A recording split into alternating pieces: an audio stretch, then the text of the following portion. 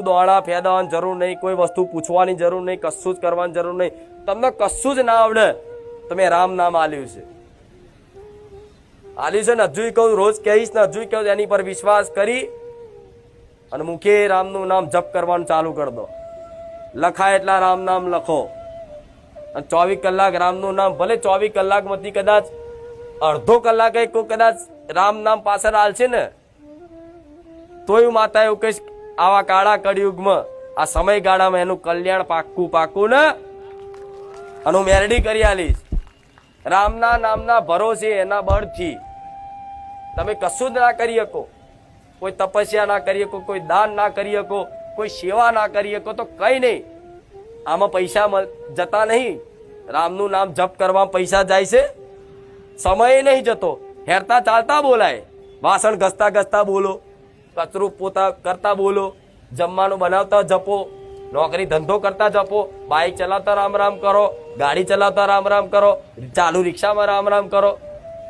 એમાં જે ટાઈમ જાય છે, પૈસા બગડે છે, નહીં જતો ને તો બસ અમથા 24 કલાક બસ એક અભ્યાસ બનાવો. આપે રૂપે ખાલી 2 અક્ષરના નામમાં તમારી ચામુંડા, તમારી મહાકાળી, તમારી હરસિદ્ધિ, બહુચર, સધી, મેલડી, જે ગણો બધા 33 કોટી દેવી દેવતાઓ, બ્રહ્મા વિષ્ણુ ને મહેશ, બધા ખાલી 2 અક્ષરના રામ નામમાં સમાયેલા છે.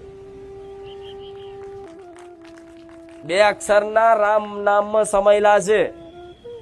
2 અક્ષરનું ભલે નાનું નામ લાગતું પણ એ કોઈ સામાન્ય વસ્તુનું નામ નથી. એને ખાલી અમથું નામ ના સમજશો કે રામ બોલવાથી શું થશે. તે કોઈ વસ્તુનું નામ નથી, એ કોઈ વ્યક્તિનું નામ નથી.